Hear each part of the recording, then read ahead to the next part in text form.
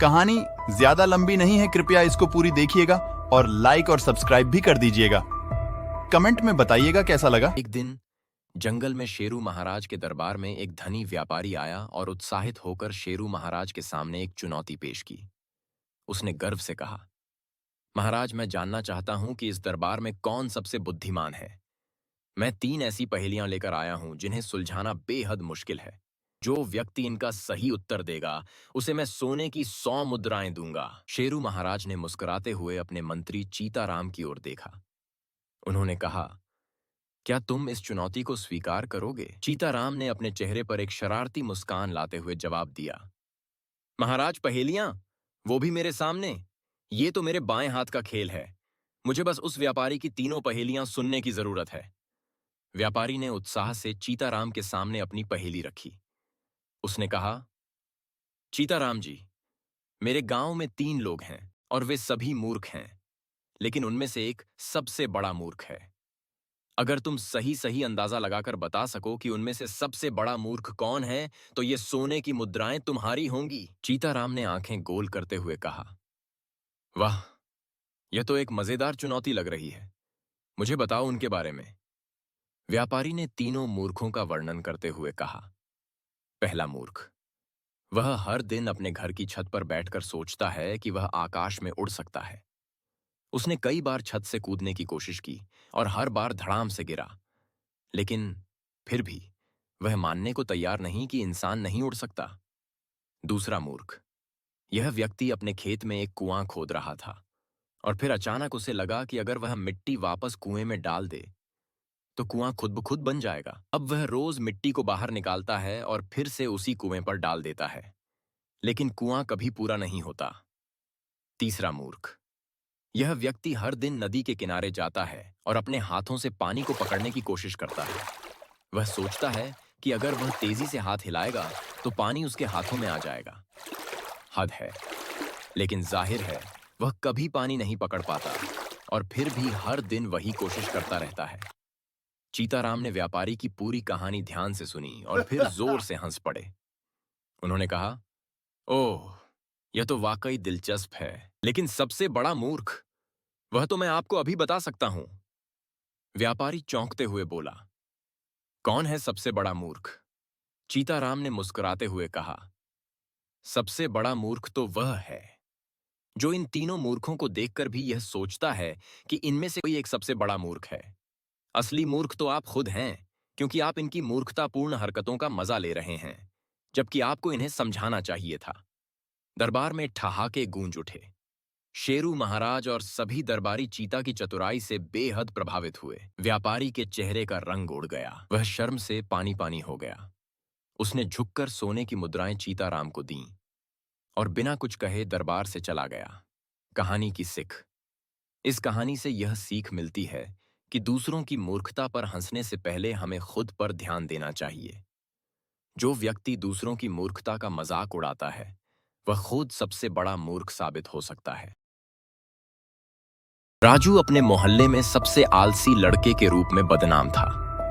काम से बचने की उसकी बहाने वर्ल्ड क्लास होता था। उसे पढ़ना, घर में मदद करना या कोई भी ऐसा काम करना पसंद नहीं था। उसकी पसंदीदा काम में सोफे पर लेटना, जंक फूड खाना और टीवी देखना शामिल था। एक शाम राजू टीवी देख रहा था और रिमोट से चैनल बदल रहा था। तभी उसने कुछ ऐसा देखा जिससे उसकी आंखें चमक उठीं।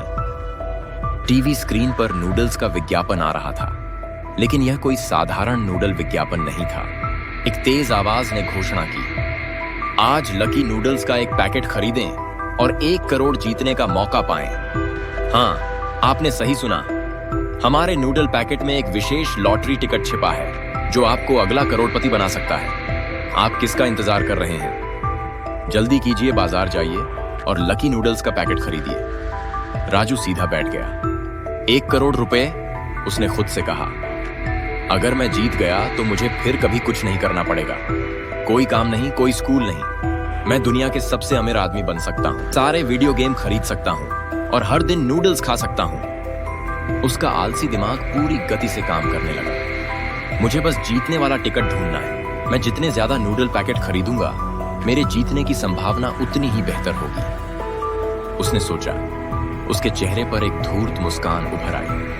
अब राजू को नूडल्स खरीदने के लिए ज्यादा से ज्यादा पैसे की जरूरत थी, लेकिन ज्यादातर समय उसकी जेबें खाली रहती थी। लेकिन इस बार उसका दिमाग पैसे जमा करने के लिए दौड़ रहा था। वह अपने कमरे में गया और अपना गुल्लक हथौड़े से उसे तोड़ने के बाद उसे अंदर कुछ सिक्के और थोड़े रुपए मिला, जो उसे अपने मम्मी पापा से बचत करने के लिए मिला था। यह काफी नहीं है, राजू ने अपना सिर खुजलाते हुए बड़बड़ाया। मुझे बाजार में सारे नूडल्स खरीदने के लिए और पैसे चाहिए। और फिर जैसे उसके दिमाग में जीनियस योजना सूझी, वह चुपके से अपने पिता के कमरे में गया और ध्यान से बिस्तर के पास लटकी अपने पिता की पतलून की जेब में हाथ डाला। जैकपॉट! राजू ने मुट्ठी भर नोट निकाले। फिर वह अलमारी में अपनी मां के पर्स ढूंढने लगा। कुछ और नकदी निकाली और जल्दी से सारी अपनी जेबों में भर ली। राजू ने मन ही मन कहा, माफ करना मां और पिताजी, लेकिन यह एक अच्छे काम के लिए है। उसने अपने कामों को सही ठहराते हुए फुसफुसाया, मैं हम सभी को करोड़पति बनाने जा रहा हूं। अपनी लूट के साथ राजू किराने की दुकान की ओर भागा। उसने हांफते हुए दुकानदार से कहा, मुझे आपके पास जितने भी नूडल पैकेट हैं वे सभी चाहिए। राजू ने काउंटर पर अपने पैसे पटकते हुए कहा। दुकानदार ने पूछा, सभी? हां, सभी। राजू की आंखें उत्सुकता से चौड़ी हो गई थीं। मैं करोड़पति बनने जा रहा हूं। दुकानदार ने नूडल्स के पैकेटों का एक के बाद एक सब जमा किया और राजू को दे दिया। जब राजू ने काम पूरा किया, तब तक वह मुश्किल से सभी बैग उठा पा रहा था, लेकिन अब उसे कोई नहीं रोक सकता था। घर वापस आकर राजू लिविंग रूम में बैठ गया। उसके चारों ओर नूडल्स के पैकेटों का पहाड़ था। उसने एक एक करके उन्हें खोलना शुरू किया। पहला पैकेट, कुछ नहीं।